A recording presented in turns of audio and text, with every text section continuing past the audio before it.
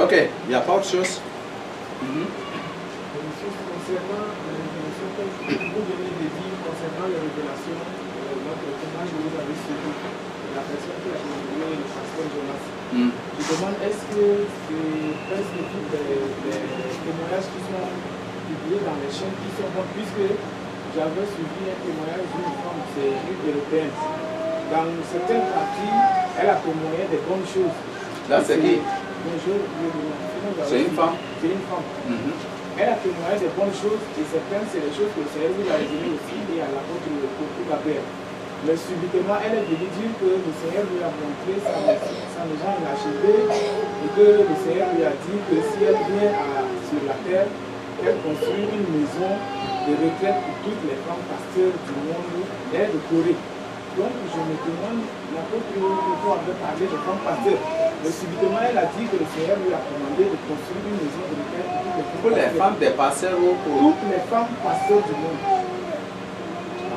Ça, c'est autre chose. C'est toutes les femmes évangélistes là au moins. Si c'est pour toutes les femmes évangélistes là, d'accord. Je ne sais pas, ces témoignages sur Jonas, sur le plus grand des scandales jamais vus. Et le but de ces témoignages, c'est pour ramener les gens, c'est pour ramener, même la personne a bien précisé, si toi tu as reçu le témoignage du pasteur Jonas, si tu as écouté son témoignage, qu'il est prêt à prier avec toi pour ta délivrance. Tu n'as pas encore jeûné pendant 7 jours, mais il va jeûner pendant 7 jours pour la délivrance. Voyez comment Satan est prêt. Comment Satan est prêt à utiliser une personne. Ayons ce qu'on appelle l'esprit de discernement. Ayons ce qu'on appelle l'esprit de discernement. Un serviteur de Dieu, c'est un serviteur de Dieu. Il y a beaucoup. D'après son témoignage, parfois certaines de ces choses, je n'ai pas vu ces conditions. Mais il faut d'abord, quand il était sorti, il témoignait ces choses. La femme qui a rendu des témoignages contre elle bien, elle a raison. Et c'est ce que Jonas ne devait pas faire. Mais si la femme, si c'est une femme qui craint Dieu, je ne sais pas quelle est la nature de cette femme, on ne sait pas. La nature de ce groupe religieux qui venait au secours de pasteur Jonas, on ne connaît pas. Cette femme peut être une chrétienne, elle n'a pas une personne qui craint Dieu. Mais les autres qui sont dans cette même association avec elle sont des gens de quelle nature? Et elle ne sait pas. Si des choses qu'il lui envoie, ce sont des choses envoûtées, il ne sait et elle ne sait pas. Et le problème crucial de chaque serviteur de Dieu en ces derniers temps, surtout à ceux qui s'engagent juste pour eux, ceux qui sont tombés dans le pied de l'ennemi, leur problème c'est la cupidité. Le problème c'est la cupidité. Et ça c'est le problème de beaucoup de serviteurs de Dieu dans le monde. De ceux que le Seigneur a utilisés, ceux qui ont bien commencé avec le Seigneur et par la suite sont tombés dans la cupidité. Et ça c'est le problème. Combattons contre la cupidité. Combattons contre l'amour des choses de ce monde. Maintenant, ils ont pris Jonas et par rapport à sa vie. C'est un péché qu'il a commis. Et c'est un péché qu'il a commis. Certains propos qui ont été tenus sur lui, c'est un propos qu'un enfant de Dieu ne doit pas tenir sur une âme. Si réellement on cherche le salut d'une âme, on ne doit pas tenir certains propos sur certaines personnes aussi. Et ils l'ont dénigré. Et par la suite, le but c'est pour qualifier tous ces témoignages comme des montages. Et en voyant son témoignage, je trouve au moins que c'est une personne sincère. Mais ce sont ses défauts, ses péchés, et comme il ne s'est pas repenti au lieu de demander pardon, je ne sais pas, que la femme a dit qu'il a demandé pardon aussi ou quoi, je ne sais pas, mais et finalement ils ont braqué cela pour détourner. Et voilà ce que Satan est capable de faire en ce dernier temps. Faisons vraiment attention. Ayons ce qu'on appelle l'esprit de discernement. Si tu as des doutes sur un serviteur de Dieu, ce n'est pas auprès d'un homme qu'il faut te renseigner. Renseigne-toi auprès de Dieu. Dieu détient l'information sur chaque être humain sur la terre. L'homme parle toujours de manière susceptible. L'homme est toujours orgueilleux. quand tu touches l'intérêt de l'homme et qu'il cherche à se venger, il va raconter toutes choses selon toi. Quand tu touches seulement quelque chose qui appartient à, peut-être tu as exposé ses œuvres sur le champ, il va se révolter, il va se raconter tout ce qu'il veut. Avec des fausses preuves, même il va se renseigner auprès des païens. Certaines chaînes que nous suivons là, faisons vraiment attention. Les témoignages édifient. Si nous téléchargeons des choses, écoutons, si on trouve que c'est quelque chose de purement démoniaque, abandonnons. Mais si c'est un témoignage, une révélation qui vient de Dieu, même si la personne a présenté, même si c'était après le témoignage que la personne est tombée dans le péché, qu'on le diffame, son témoignage, c'est la parole de Dieu et reste telle qu'elle est pour eux, toujours pour eux, l'éternité. Si Dieu a permis qu'un sorcier se convertisse pour témoigner tout ce qu'il a témoigné, le Seigneur a déjà pris note. Et cela devient sa parole. Cela devient sa parole parce que c'est la parole de Dieu, c'est une lampe, c'est une lumière qui ouvre les yeux. Et le témoignage d'un sorcier, d'un acte sataniste devient une lumière. Et c'est la parole de Dieu qui ouvre aussi les yeux sur les œuvres des ténèbres. Faisons vraiment attention. Et ayons ce qu'on appelle l'esprit de discernement. Le problème de beaucoup en ces derniers temps, c'est la cupidité. Beaucoup, comme aujourd'hui, c'est le monde où chacun veut porter veste, porter des beaux habits, avoir une belle femme avec une villa, une voiture, et c'est ça. Voilà, c'est le mode aussi des serviteurs, de beaucoup de serviteurs de Dieu aujourd'hui. Mais si une personne n'est pas affermie, il aura l'envie de cela. Et sur le champ, il va tomber dans ces pièges-là. Donc, faisons vraiment attention. Donc, c'est ce que je voudrais vraiment nous avertir. Ça m'a vraiment fait pleurer. Ça m'a à peine, je ne sais pas pleurer, mais à peine mes larmes allaient couler à cause de ces scandales. Les types de la sorcellerie. Donc, nous avons la sorcellerie blanche ou la magie catholique. La sorcellerie blanche ou la magie catholique. Là, quand on parle de la magie, ici, c'est, je crois que ce qui a donné ce témoignage.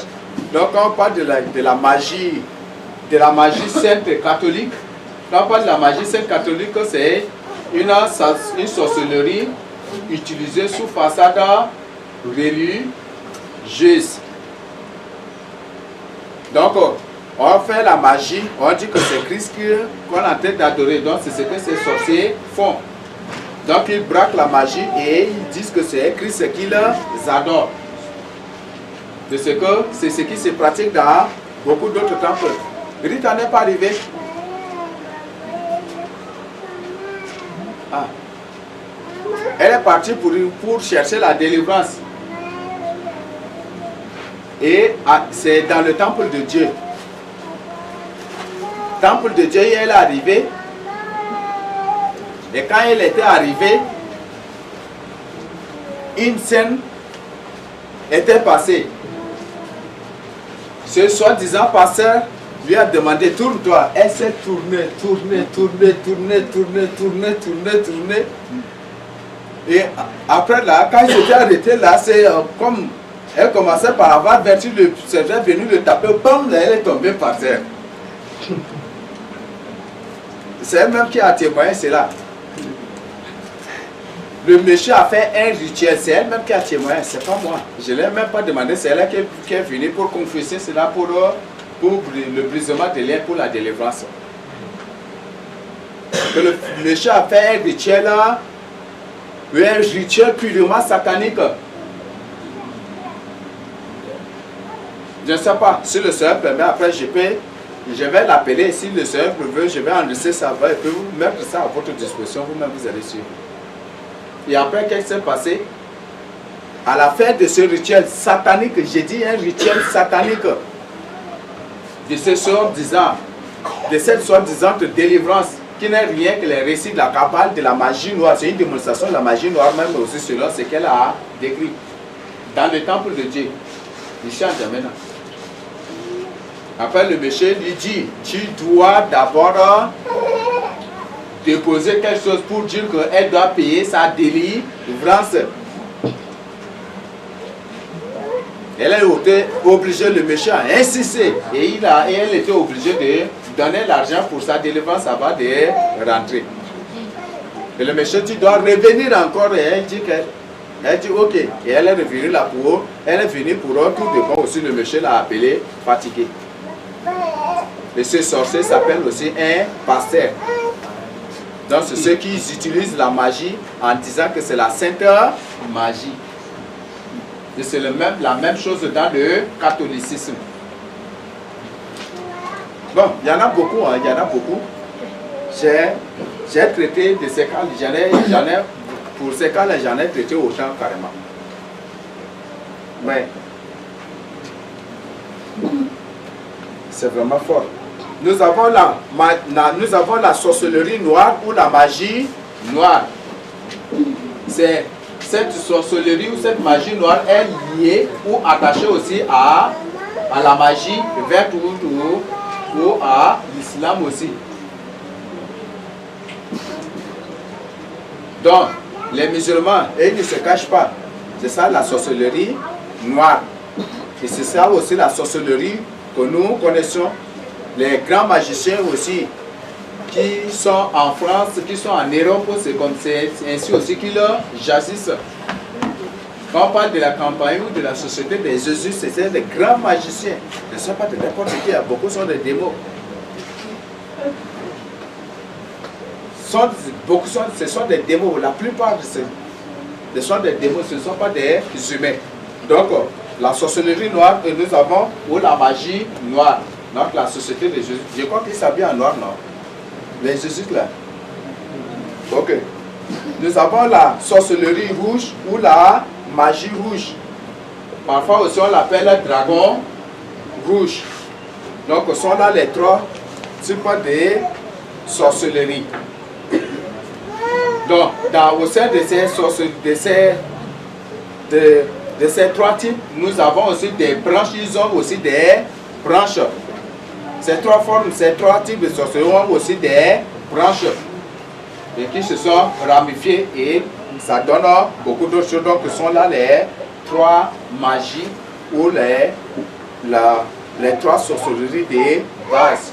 Sorcellerie blanche ou la magie sainte catholique utilisée aussi par les temples soi-disant chrétiens. Nous avons la sorcellerie noire ou la magie noire. Nous avons la sorcellerie verte, c'est toujours aussi dans la sorcellerie noire, qui est l'islam. Nous avons la sorcellerie rouge ou la sorcellerie ou la magie rouge et le dragon rouge. Je ne sais pas s'il y a des questions. S'il n'y a pas de questions, nous allons entrer dans l'organisation de la sorcellerie. Une personne a un chant à nous donner pour nous réveiller un peu. 157 CV.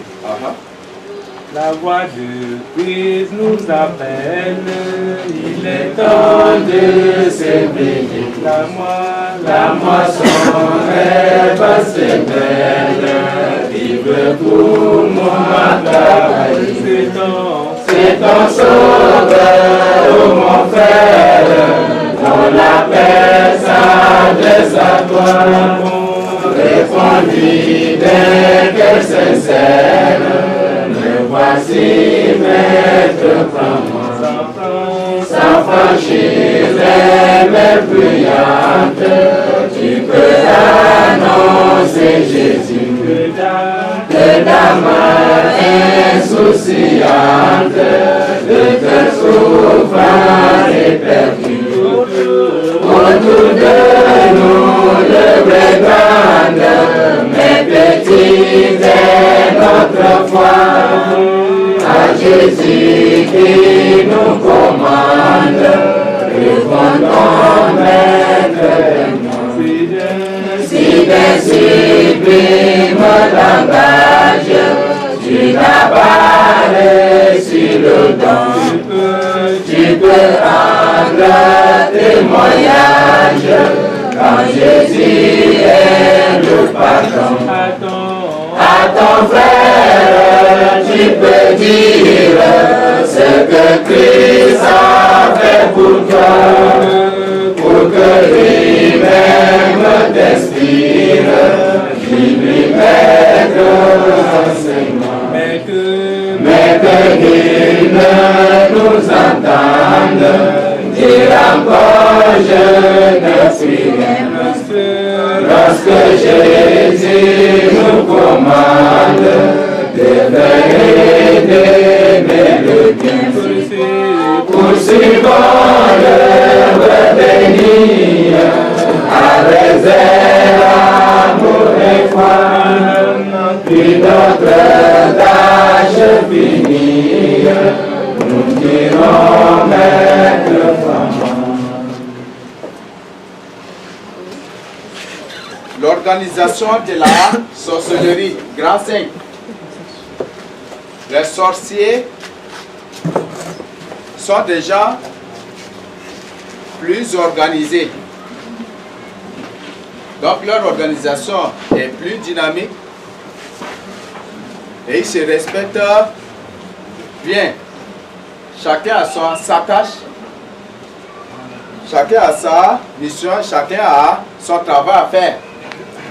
Et ils s'organisent de manière bien définie pour opérer. Là, je crois qu'à travers les témoignages, on a appris que dans le monde de la sorcellerie, il y a des sorciers cuisiniers qui sont là, leur travail c'est juste pour faire la cuisine. Il y a des sorciers qui sont des chauffeurs aussi dans le rang des sorciers. Il y a des sorciers qui sont des pilotes aussi dans le rang de sorciers. Donc chacun a sa fonction, chacun a une tâche bien répartie, bien définie. Donc c'est aussi leur organisation. Il y a certains qui sont spécialisés à venir. Là c'est leur domaine, venir dans la nuit pour coucher avec les gens, avec les humains. Ça fait partie de leur spécialité. Et c'est une tâche qu'ils ont reçue. Certains qui sont chargés de venir tuer les gens, d'attaquer les gens. Il y a certains qui sont des militaires. Il y a certains qui sont, chacun a une fonction et a une tâche. Maintenant ici nous allons voir leur organisation. Donc nous avons la sorcellerie familiale. La sorcellerie familiale, quand je parle de la sorcellerie familiale, je crois qu'au moins chaque être humain sur la surface de la terre a pour famille ou a au moins des sorciers dans la famille. Tu ne peux jamais dire que tu n'as pas une personne dans la famille qui est un sorcier. Jamais du tout. Dans ça, ça connaît tous les êtres humains. Si dans la plupart, à 90 quelques pourcents des familles sur la terre, des démons, c'est les démons, ils viennent, les démons passent par là pour vivre physiquement comme des humains. Il y a des sorciers et des sorciers, le nombre de sorciers et des sorciers et beaucoup de sorciers aussi. Il y a beaucoup et beaucoup de sorciers dans des familles, dans les différentes familles. Là, nous négligeons quoi cet aspect. Il y a des démons qui se font naître, il y a des sorciers aussi qui sont envoûtés ou des sorciers qui sont initiés par des démons qui se font naître dans la famille. Et il y a d'autres enfants qui sont initiés directement, peut-être à travers le voisin, à travers le tuteur. C'est un danger pour les femmes. Les femmes qui changent les hommes comme elles veulent. Les femmes qui disent que non, étant seul là, je ne peux pas servir le Seigneur. Et après, il prend un méché. Après, le méché part. Elle prend un autre. Le méché part. Faites vraiment attention. Ce sont tes propres enfants que tu es en train d'initier à l'occultisme. Et ce sont ces enfants qui finiront par t'éliminer. Beaucoup de mamans, par négligence, ont été victimes de la sorcellerie. Et ce sont les enfants qui les ont atteints. Parce que c'est elles qui ont voulu. Et par ignorance, on dit que c'est Dieu qui les a recueillis parce que Dieu les a envoyés, c'est Dieu qui a donné, c'est Dieu qui a recueilli. Non, ce sont des sorciers. Donc, ça c'est très important. Donc, dans chaque famille du monde entier, il y a des sorciers. Donc, cette sorcellerie se trouve au niveau de la famille. Un sorcier de la famille ne peut pas opérer dans le quartier. Ne peut pas opérer dans le quartier. Au moins qu'il a une grade pour évoluer dans le carré et après ainsi de suite au quartier. Et après dans l'arrondissement, dans la commune et puis ainsi de suite pour évoluer jusqu'à sur le plan national et international. Donc nous avons des sorciers dans la famille. Nous avons la sorcellerie du quartier, donc du carré d'abord. Donc dans chaque carré que nous voyons, il y a des sorciers. Et dans chaque carré du monde entier, au moins il y a un chef des sorciers qui habite là. C'est une organisation. Dans ceux du carré, transmettre des informations à ceux du quartier renvoient à ceux de la commune, que la commune envoie maintenant à ceux aux dirigeants de la ville comme N'Djamena, et ceux de N'Djamena traitent pour soumettre à ceux qui travaillent sur le plan national. Et ceux du plan national peuvent soumettre à ceux qui opèrent sur le plan international aussi pour voir de ce qui se passe. Donc, nous avons la sorcellerie au niveau du carré, nous avons la sorcellerie au niveau du quartier. Chaque carré a une principauté. Chaque quartier a une principauté, a une domination. Il y a un chef de sorcier qui veille là. Il y a une maman qui, au moins, le Seigneur lui a révélé, la sorcière qui dirige la 7e arrondissement. C'est une femme. La 7e arrondissement. Ok, nous avons la sorcellerie au niveau de l'arrondissement. Donc, c'est une structure bien organisée. Donc, ceux-là, ils ont une grade aussi élevée. Nous avons la sorcellerie au niveau de la commune. Nous avons la sorcellerie. Là, on revient un peu dans les villages. Donc, au moins, dans le village, il y a un chef des sorciers qui est là. C'est une organisation. La sorcellerie au niveau du canton, la sorcellerie au niveau de la préfecture, ou la sorcellerie au niveau de la sous-préfecture, ce sont des grades ici. Quand je cite ici, ce sont des grades. Donc, comment les sorciers aussi évoluent dans leur grade. Nous avons la sorcellerie au niveau de la région ou au niveau de la ville. Nous avons la sorcellerie nationale, la sorcellerie continentale et la sorcellerie internationale. La sorcellerie continentale et la sorcellerie internationale. Donc, il y a certains sorciers du pays qui peuvent opérer sur le plan continental, qui peuvent opérer sur tout le territoire africain, mais qui ne peuvent pas opérer en France là-bas, qui n'ont aucun droit d'aller en France là-bas pour faire quoi que ce soit.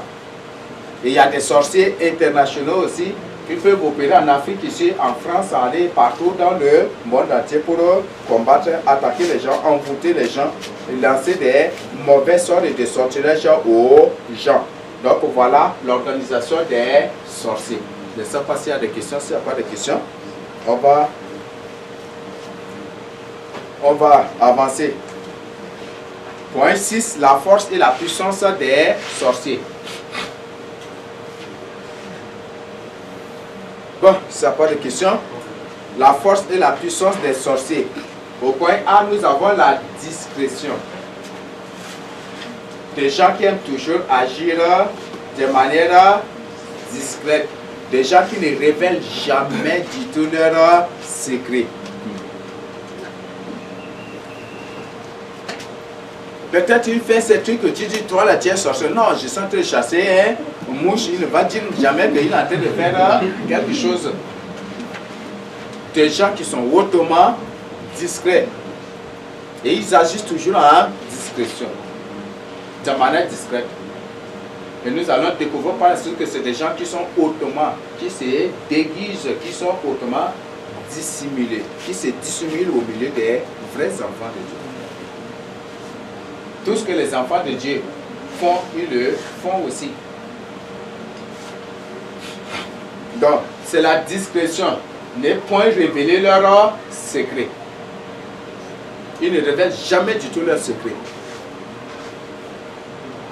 Quand un sorcier vient, si vous l'identifiez déjà, il va venir dire, il est dans la sorcellerie consciente, mais il va dire, mon truc là, c'est la sorcellerie inconsciente, tel là m'a envoûté, je sais bien, c'est lui là qui m'a envoûté. Et alors que c'est un sorcier conscient, mais il va dire que c'est un envoûtement. Et c'est ce qu'ils font. Ils ne vont jamais du tout révéler leurs secrets. Jamais du tout. Ce qui me fait mal,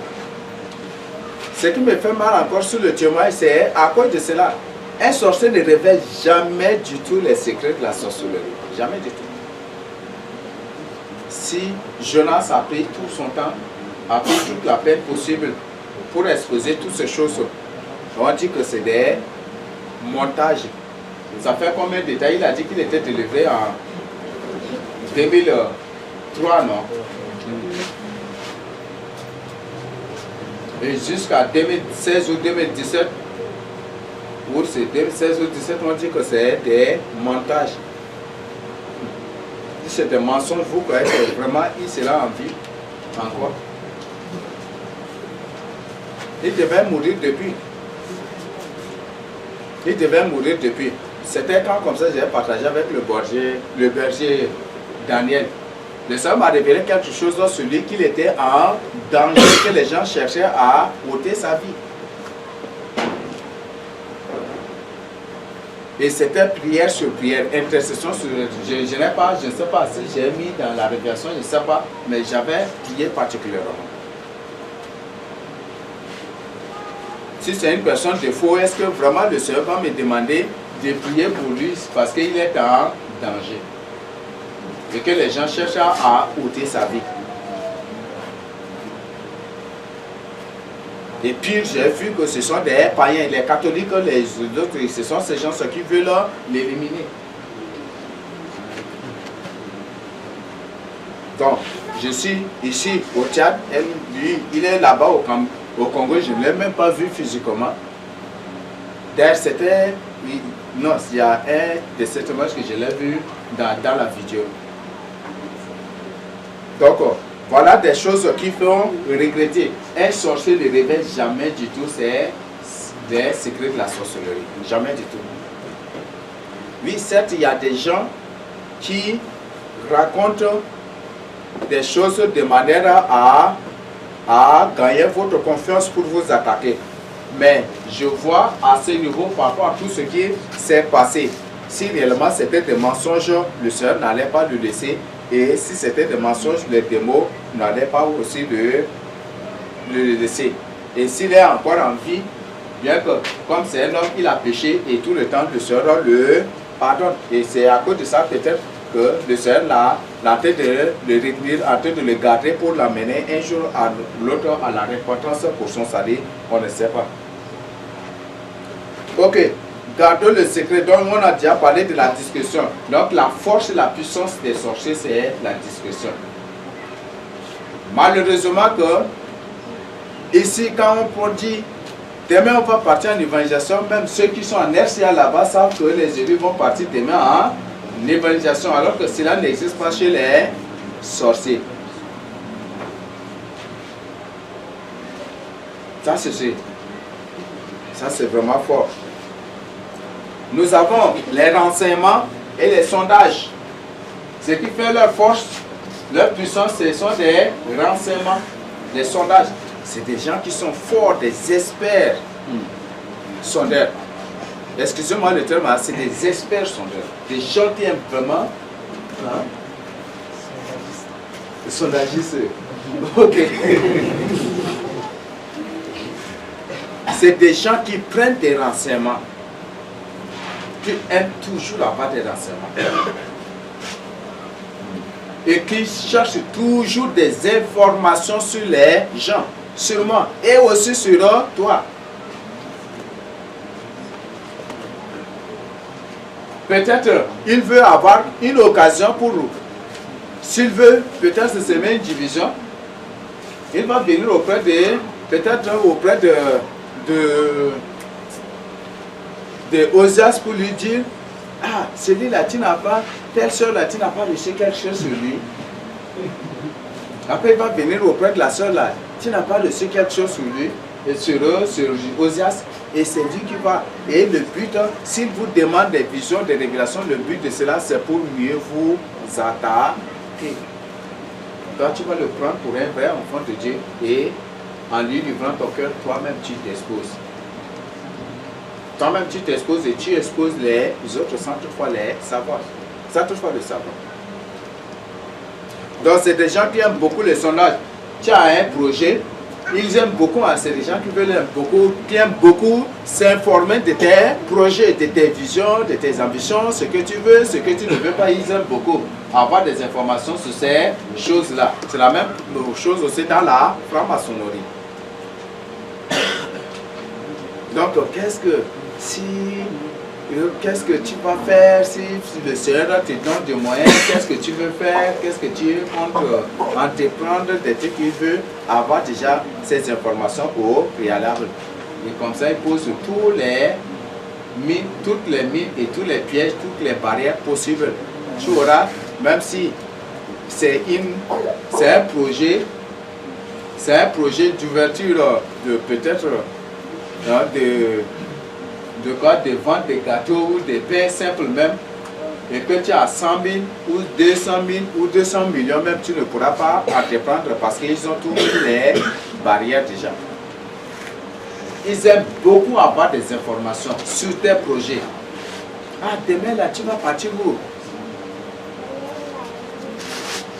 Ah, demain là, je vais aller à DB. Et il va se tenir peut-être au goudron vers l'édifice là, et puis mystiquement, et quand tu passes, là avec ta voiture ou dans le car, il renverse l'engin et puis tu te remets un accident. Et c'est lui qui sera la première personne à courir. Hey, tu as commis l'accident. Voyez, il se met à prier pour te montrer qu'il est vraiment un enfant de Dieu.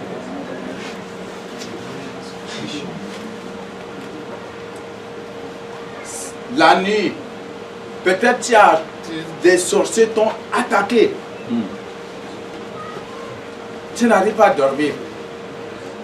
Peut-être ça va être lui. Si un sorcier t'attaque la nuit, s'il est loin, c'est lui qui sera la première personne à t'envoyer un message. Comment tu as passé la nuit? Lui.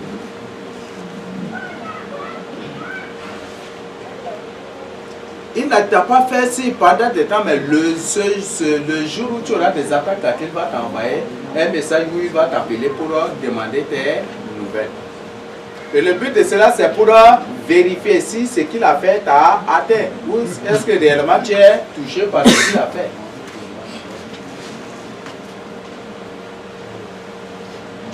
Malheur à toi.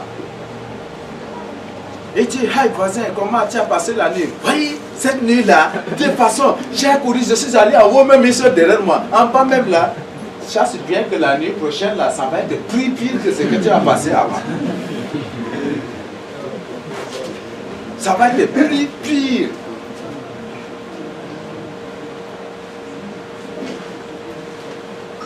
C'est des gens qui sondent toujours, qui veulent avoir des informations. Si t'ont fait quelque chose, ils viennent toujours pour vérifier, mais de manière très rusée. Je le dis au lieu d'employer subtil, mais je dis de manière très rusée. Pour voir. Si tu as combattu, il revient demain d'une autre manière pour te demander. Hey, tu n'as pas une vision cette nuit, tu n'as pas une rêve cette nuit, et c'est lui qui va te demander. Alors c'est lui qui t'a attaqué. Et il va te demander d'une manière, d'une autre manière. Tu n'as pas une vision cette nuit, et ça ne t'a rien révélé cette nuit. Et c'est ce que les sorciers font. Ne partage point du tout tes projets, tes informations avec une personne que tu ne connais pas sa nature. Ça, c'est une information capitale. Si tu veux prospérer, avancer dans tes entreprises, dans tes activités, ne révèle jamais du tout les projets, tes visions, tes plans ou quoi que ce soit à une personne que tu ne connais pas sa nature. Jamais. Et c'est des gens qui aiment beaucoup. Moi là, je veux faire cela. Mais toi, qu'est-ce que tu veux faire? Et c'est une manière de te sonder. Ce sont des stratégies de sondage. C'est des gens qui sont trop amicaux, qui aiment beaucoup se familiariser, qui aiment beaucoup l'amitié, qui aiment beaucoup causer, bavarder avec les gens pour avoir des informations. Tu lui dis, demain je veux manger soupe ou viande, ou je veux manger la viande. C'est une bonne information que tu lui as informé. Il va bien t'aider à manger la viande de manière assasiable aussi. Quand tu peux naître la viande ou tu égorges ton animal, vite tu viens, tu remplaces par le corps par un corps humain. Et tu vas manger un humain, croyez que c'est de la viande. Faisons vraiment attention. La plupart des attaques là, c'est parce que nous-mêmes, on n'arrive pas à fermer notre bouche, on n'arrive pas vraiment à mettre le mort dans la bouche. La Bible dit, celui qui parle beaucoup ne manque pas de péché. Mais on dit que celui qui parle beaucoup ne manque pas de révéler les secrets.